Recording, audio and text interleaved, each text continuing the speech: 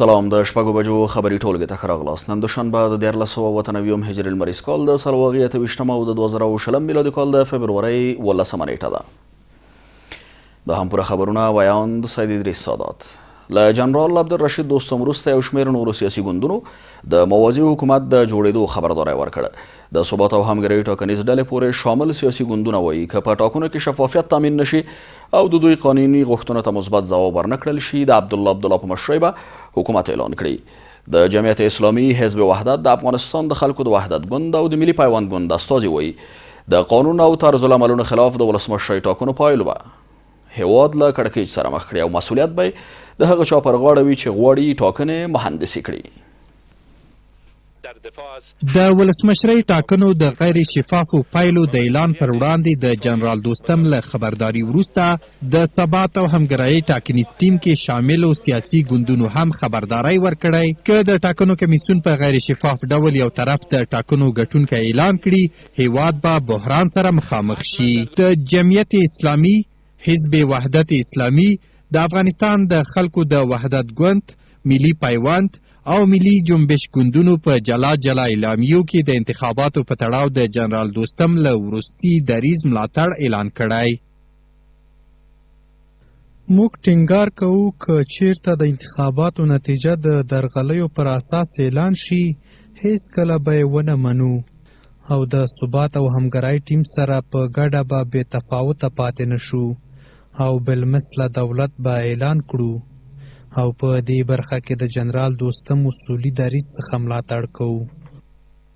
د جمعیت اسلامي ګوند د ټاکنیزو کمیسیونونو پریکړې له ابهامه ډکې بولي او خبرداری ورکوي که د شفافیت نه تامینېدو په صورت کې او درغلیو ډکو رایو ته اعتبار بخښلو هڅو پر وړاندې د عبدالله په رهبرۍ د ثبات او همګرایي دولت اعلان کړو او د موازي حکومت جوړېدو په برخه کې د جنرال دوستم څخه ملاتړ کوو. د حزب وحدت اسلامي ګوند هم وایي که د انتخاباتو نتیجه په درغلیو ولاړه وي د جنرال دوستم له طرحې ملاتړ کوي. باید انتخابات نتایجش بر اساس آرای پاک مردم اعلام شود و اگر وضعیت اینطوری نباشه بحث اعلام حکومت منتخب مردمی جدی هست. په ورته مهال د جنبش ګوند ټینګار کوي په هغه صورت کې چې ټاکنیز کمیسیونونه د دوی قانوني غوښتنې له پامه وغورځوي د موازي یا بالمثل حکومت رامنځته کولو باندې به کار وکړي. در صورتی که تقاضاهای قانونی شما خواهد مورد نظر نیست ما برای تغییر نظام برای تغییر در کل رهبری برای بیرون رفت افغانستان از وضعیت فعلی رای دادیم در تمام پروسه های انتخابات اشتراک کردیم. در صورتی که از این طریق مطالبات و خواستهای ما پذیرفته نمیشه احتمالا گزینه های بالمثل حکومت موازی بود حکومت بالمثل شد و را رویش کار خواهد کردیم. د ثبات او همګرایي ټاکنیز ټیم کې شامل سیاسي ګوندونه په داسې حال کې د ولسمشرۍ ټاکنو نتیجې او موازي حکومت جوړولو په تړاو خبرداری ورکوي چې د ټاکنو کمیسیون په راتلونکو څو ورځو کې د انتخاباتو نتیجې اعلان څخه خبر ورکړی دی. د حکومت اجرایي رئیس وایي د تقلبي پایلو په اړه دریځ هغه دی چې جنرال دوستم او کریم خلیلي اعلان کړی. عبدالله چې د وزیرانو شورا غونډې ته یې وینا کوله ویل د ولسمشرۍ ټاکنو غیر شفافې پایلې نه مني. نوموړی د سولې وروستۍ هڅې د یو نوي فصل پیلامه بولي او وایي د تاوتریخوالو کموالي په برخه کې باید دواړه لوري خپلې ژمنې عملي کړي. نوموړی همداراز په ننګرهار ولایت کې د هوایي برید له امله پر ملکي مرګ ژوبلې اندېښنه ښیي او وایي امنیتي چارواکي باید په هیواد کې له ملکي مرګ ژوبلې مخنیوی وکړي. د ثبات او همګرایي ټاکنیز ټیم د رهبرۍ غړو جنرال دوستم او ورپسې د کریم خلیلي له لوري د موازي حکومت د جوړېدو تر خبرداری وروسته د حکومت اجرایي رئیس وایي چې د موقف هم همدا دی. عبدالله چې د وزیرانو شورا او نیزې ناستې ته وینا کوله ویل چې د ټاکنو یوازې مشروع او شفاف نتایج غواړي. نوموړی وایي غیر شفاف نتایج نه مني او په دې تړاو د ثبات او همګرایي ټیم رهبرانو هم څرګندونه کړې چې د موقف هم همدا دی. تیم ثبات همگرایی تصمیم خود گرفته و تصمیم بسیار واضح و روشن که فقط نتیجه انتخابات نتیجه مشروع انتخابات بر ما قابل قبول خواهد بود و هیچ نتیجه که در او مشروعیت نباشه و شفافیت نباشه برای ما قابل قبول نیست. این مسئله سران تیم هم رهبری تیم هم موضع خود گفتن و موضع ما هم خارج از چیزی نیست. د حکومت اجرایی رئیس همداراز وايي هر هغه اقدام چې د تاوتریخوالي د کموالي او د جګړې کمیدو په برخه کې اوچتیږي کلک ترې ملاتړ کوي. عبدالله وايي چې دواړه لوري باید د تاوتریخوالي د کمیدو توافق مراعات کړي او هیله لري چې روانه هڅې د یو نوي فصل د پیل سبب شي. از این همه مردم افغانستان استقبال میکنه. قبلا هم موضوع ما می بوده که هر قدمی که برای کاهش خشونت برداشته میشه و او کمک میکنه و زمینه ساز میشه برای شروع مذاکرات بین الافغانی و یک قدم مثبت است.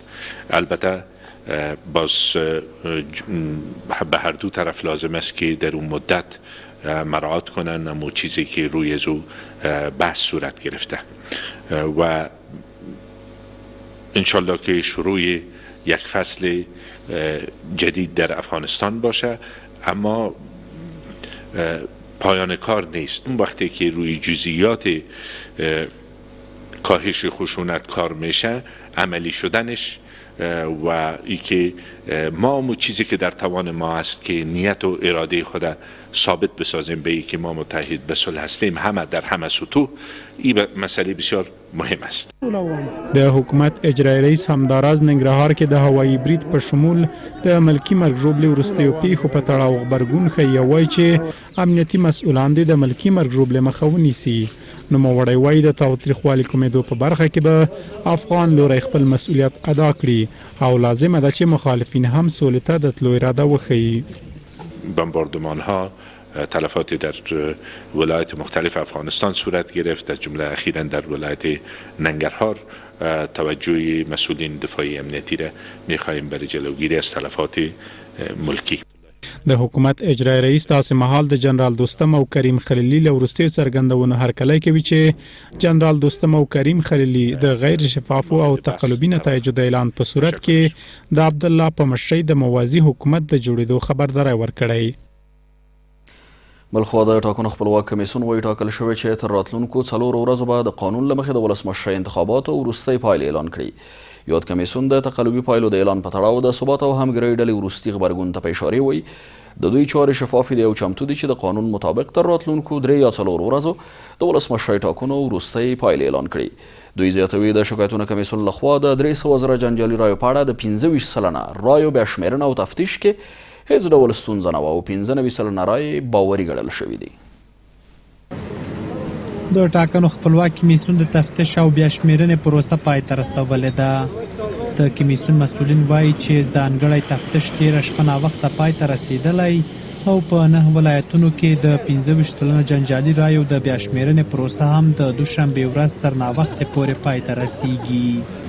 دوی وایي چې د 300 زره رایو 25 سلنه جنجالي رایو کې هیڅ ډول ستونزه نه وه او ټولې باوري ګڼل شوي دي. تفتیش ویژه که در دفتر مرکزی صورت می گرفت دیروز شام یا اولای شب ساعتهای 9 شب تمام شد. گزارشش امروز توسط دارالانشا به ما میرسه و با شماره مجددی که مطابق فیصله کمیسیون شکایات در 9 ولایت صورت می گرفت. تنها ولایت ننگرهار مانده که او هم به اساس معلوماتی که ما به دست داریم تا ساعت 1 ختم میشه. د ټاکنو کمیسیون مسؤلین د تقلبي نتایجو په خبرګون کې د موازي حکومت په اړه د ځینو احزابو او د ثبات او همګرایي ټاکنیز ټیم د رهبرۍ غړو وروستیو څرګندونو ته په اشارې سره وایي چې کمیسیون ټول کارونه په قانوني ډول مخته وړي او د احزابو څرګندونې به د دوی په کارونو اغیزه ونه لري. دوی وایي چې تقلبي نتایج هیڅ چاته د منلو نه دي او دوی به د قانون پر رڼا کې په راتلونکو 3 یا 4 ورځو کې نهایی نتایج اعلان کړي. به شما اطمینان داده میتونیم که در انتروال 3 الی 4 روز دیگه ما نتیجه نهایی انتخابات اعلان میکنیم. ټول هغه بیا شمیرنه چې په ولایتو کې شوې ده دا ریزلټونه به مرکز ته راځي.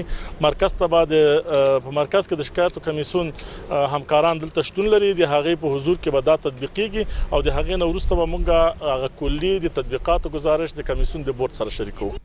د ثبات او همګرایي ټیم پرون د ټاکنو روانې پروسې د تحریم خبرداری ورکړ، خو دولت ساز ټیم وایي چې کمیسیون د نور نتایج نه ځنډوي او د قانون پر رڼا کې د ژر تر ژره پایلې اعلان کړي.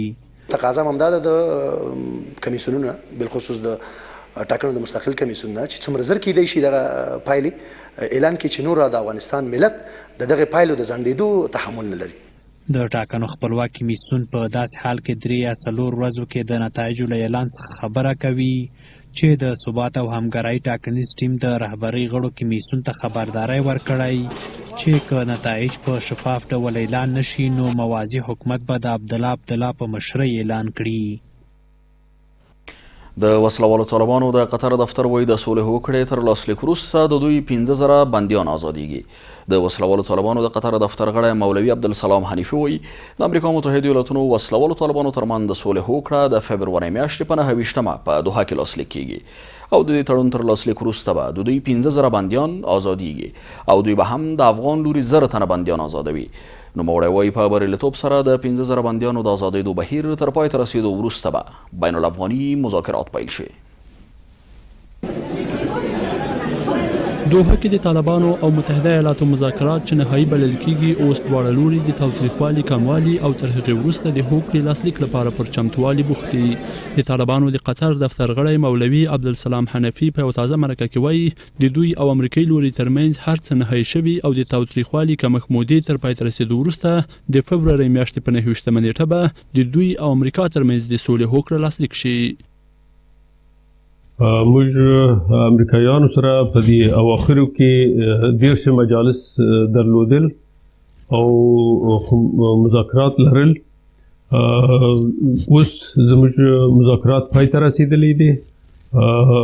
دواړو ټیمونه خود په هغه باندې موافقتنامې باندې انیشل کړي دي. فعلا مذاکرات ختم دي. دواړو طرفینو په دې باندې توافق کړی ده د موافقتنامې دغه میاشتې تر اخیره پورې لاسلیک شي. نوموړی وایي چې د هوکړې تر لاسلیک وروسته یو مهم شرط دا دی چې د دوی 15,000 بندیان به ازادیږي او دوی هم د افغان لوري 1,000 بندیان ازادوي. حنفي وایي چې د 15,000 بندیانو د ازادېدو پروسې تر بریالیتوب وروسته به بین الافغاني مذاکرات پیلېږي. کله دا موافقتنامه امضا سي هغوی نه وروسته اولنی کار چې کیږي د افغانستان اسلامي امارت 15,000 بندیان به خلاص دي او همدارنګه د افغانستان اسلامي امارت لخوا 1,000 کسه د مقابل لوري بندیان به هم خلاص. کله د افغانستان اسلامي امارت 15,000 بندیانو خلاصېدلو پروسه کامیابی سره ترسره سي هغوی نه وروسته به بین الافغاني مذاکرات شروع کیږي. د طالبانو د قطر دفتر وایي چې د سولې هوکړې د لاسلیک مراسمو ته چې دوحه کې لاسلیک کېږي د افغانستان د ګاونډیانو او سوله کې د داخلو هیوادونو ترڅنګ د نړیوالو سازمانونو او اروپایي ټولنې استازي دعوت کېږي. خو د سولې له مذاکراتو باخبره کسان وایي چې د طالبانو او امریکا ترمنځ د تاوتریخوالي کموالي موده کې ښایي د ځینو مخربو او سولې ضد کړیو له لوري د بریدونو د ترسره کېدو هڅې وشي خو طالبان او امریکایي لوری له موجود وضعیت نه جدي څارنه کوي. مشکل ترین مرحله کاهش خشونت هاست که به خاطر 7 روز بینشان موافقه شده و توافق شده. در این 7 روز احتمالات بسیار زیاد است که از طرف گروه های مخرب و گروه هایی که جنگ های نیابتی را در افغانستان تعقیب میکنند عمل تخریبی رخ نده. اگر فرضاً عمل تخریبی رخ میده و واقع میشه در 7 روز من فکر میکنم که طالبان مسئولیتش به دوش نخواهد گرفت. دوحه کې د طالبانو او امریکا ترمنځ د سولې هوکړې لاسلیک او تر هغې وروسته د 15,000 بندیانو ازادېدو په تړاو څرګندونې داسې مهال دي چې د طالبانو د قطر دفتر ویان سهیل شاهین BBC ته ویلي چې د توافقنامې تر لاسلیک مخکې دوی او امریکا جلا جلا اعلامیې خپروي او په هغو کې به د هوکړې د لاسلیک نیټه مشخصه شي. د افغان سولې لپاره د امریکا متحده ایالاتونو ځانګړی استازی زلمی خلیلزاد پاکستان ته تللی که څه هم چې نوموړی د افغان کډوالو په اړه په اسلام آباد کې جوړې شوې غونډې کې د ګډون لپاره د هیواد ته تللی خو ویل کېږي هغه به د افغان سولې په تړاو له پاکستاني چارواکو سره هم بحث او خبرې وکړي. زلمی خلیلزاد له دې وړاندې په بروکسل کې د ناټو غړو هیوادونو له استازو سره هم کتلي او له افغانستان د بهرنیو ځواکونو پر وتلو بحث کړی دی. زلمی خلیلزاد داسې مهال پاکستان ته سفر کوي چې په قطر کې د امریکا متحده ایالاتونو او وسلوالو طالبانو ترمنځ د سولې هوکړه وروستی شوې ده. د پاکستان صدر اعظم وایي د افغان سولې پروسې په تړاو د پاکستان د پوځي او ملکي ادارو دریځ یو دی. عمران خان چې په اسلام آباد کې د افغان کډوالو په اړه جوړه شوې غونډې ته وینا کوله وویل اسلام آباد په افغان سوله کې خپله همکاري کړې او په دې برخه کې هر راز مرستې ته چمتو دی. خو د ولسمشر مرستیال سرور دانش چې په دې ناسته کې برخه اخیستې وه وایي په پاکستان کې لا هم د ترهګرو خوندي مرکزونه دي او تر هغو چې دغه پټنځایونه له منځه ولاړ نشي په هېواد کې د سولې ټینګښت ناشونی دی. په ورته مهال د ملګرو ملتونو سازمان سرمنشي وایي د افغانانو په مشرۍ د سولې له داسې پروسې ملاتړ کوي چې د ټولو حقوق پکې خوندي وي. په پاکستان کې د افغان کډوالو له مهاجرت څخه 40 کاله پوره کیږي خو لا هم په دغه هیواد کې 2.5 میلیونه افغان کډوال د مهاجرت شپې سبا کوي. دلته په اسلام آباد کې په همدې مناسبت ناسته رابلل شوې چې د ولسمشر دویم مرستیال سرور دانش ترڅنګ پکې د ملګرو ملتونو عمومي منشي هم ګډون کړی. د پاکستان صدر اعظم عمران خان دې ناستې ته د خبرو پر مهال ویل چې هیواد د افغان سولې په برخه کې همکاري کړې او سولې ستره هیله ده. عمران خان وایي پخوا به د افغان سولې په اړه ویل کېدل چې د پاکستان د پوځ او ملکي حکومت نظرونه مختلف دي خو دی وایي اوس مهال په دې برخه کې د ټولو ادارو دریځ یو دی. پخوا به د افغان سولې په اړه ویل کېدل چې د پاکستان د ملکي حکومت او د پوځ نظرونه مختلف دي خو اوس دا نظر یو شوی دی او موږ هم په افغانستان کې سوله غواړو. موږ تل د افغان سولې پروسې سره همکاري کړې او هیله لرو چې په افغانستان کې نور جګړې ختمې او پایداره سوله رامنځته شي. د ولسمشر دویم مرستیال سرور دانش چې په دې کنفرانس کې ګډون کړی وایي پاکستان دې په دغه هیواد کې د ترهګرو د شته مرکزونو پر وړاندې اقدام وکړي ځکه په وینا یې لا هم دغه ډله هلته خوندي مرکزونه لري. سرور دانش وایي د دغو مرکزونو د لمنځه وړلو پرته په افغانستان کې د سولې ټینګښت ممکن نه دی. اگر طالبان پایگاه‌ها و پناهگاه‌های خود و رابطه خود با سایر گروه‌های افراطی و تروریستی را همچنان حفظ کند هرچند آتش بس هم شود صلح پایدار به دست نخواهد آمد. مردم ما خواستار ختم بنیادی خشونت هستند. خود پاکستان صدر اعظم عمران خان د سرور دانش د خبرو په خبرګون کې وایي چې په پاکستان کې د ترهګرو ډلو مرکزونه نشته او د کډوالو په کمپونو کې دوی پلټنې نشي کولای. په افغانستان کې تاوتریخوالی د پاکستان په ګټه نه دی. موږ د افغان سولې ملاتړ کوو. په پاکستان کې د ترهګرو مرکزونه نشته او د کډوالو په کمپونو کې موږ پلټنې نشو کولی. په ورته وخت کې د ملګرو ملتونو سازمان سرمنشي انتونیو ګوتریش چې په دې کنفرانس کې ګډون کړی وایي د افغانانو په مشرۍ د سولې له داسې پروسې ملاتړ کوي چې د ټولو افغانانو حقوق پکې خوندي وي. Peace efforts leading to intra-Afghan negotiations موږ د افغانانو په مشرۍ د سولې له پروسې څخه ملاتړ کوو.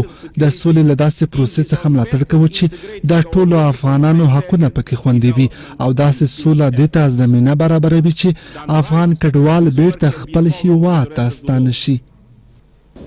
په پاکستان کې د ترهګرو ډلو د خوندي مرکزونو پر وړاندې د پاکستان د صدر اعظم دغه څرګندونې داسې مهال دي چې روانه اونۍ ولسمشر غني د مونیخ کنفرانس په څنډه کې د یوې وینا پر مهال ویلي و چې طالبان لا هم په پاکستان کې خوندي مرکزونه لري. په نیمروز ولایت کې د ملي اردو یو هلیکوپټر نسکوره شوې ده. وسلوالو طالبانو ادعا کړې چې د ملي اردو یو هلیکوپټر د نیمروز ولایت په دلارام ولسوالۍ کې رانسکوره کړې چې له امله یې ټول سپرلی هم وژل شوي خو ملي دفاع وزارت دغه ادعا نه مني. د ملي دفاع وزارت په یوه اعلامیه کې ویلي چې د ملي اردو یوې MD 513 ډوله الوتکې د نیمروز ولایت په دلارام ولسوالۍ کې بیړنۍ ناسته کړې چې له امله یې یو پیلوټ ټپي شوی ده.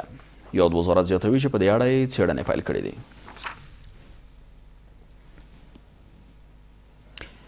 د پښتون ژغورنې غورځنګ د مشر منظور پښتین د ضمانت له منظورېدو وروسته پر هغه تازه تورونه لګول شوي دي.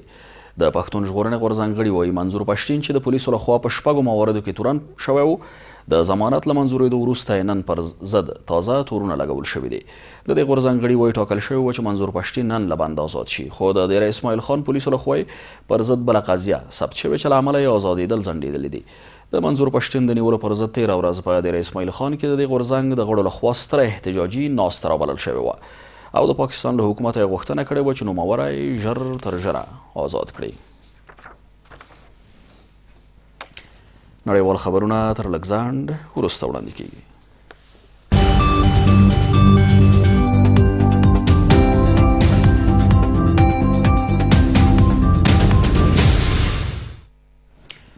بیا هم ښه راغلاست او دا هم څو بهرني خبرونه. د بلوچستان په مرکزي ښارګوټي کې چاودنې 15 کسان وژلي دي. د بلوچستان امنیتي چارواکي د پیښې پخلي سره وایي نن له غرمې وروسته د کوټې ښار کې د جمعیت اهل سنت پر یو لاریون چاودنه شوې چې له امله 15 کسان وژل شوي دي. چارواکي وایي دغه چاودنه د کوټې پریس کلب مخې ته شوې ده.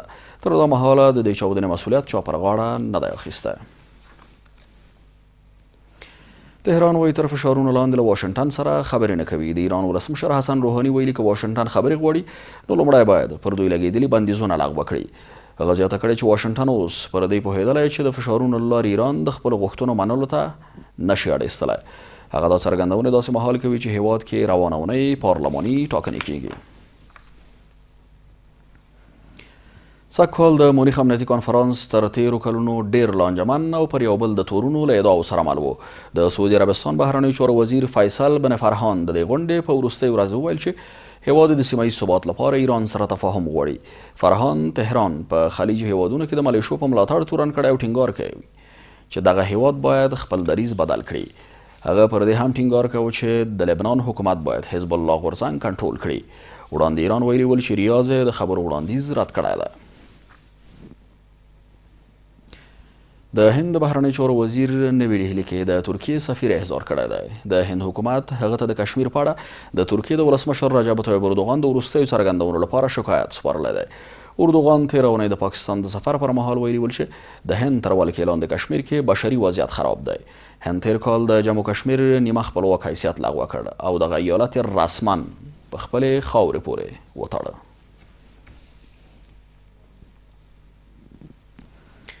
اوسنۍ خبري ټولګه په همدې ځای پای ته رسیږي. تاسو را بولم د کابل نیوز پاتې سیاسي او خبري خپرونه ته. تر بیا د خدای.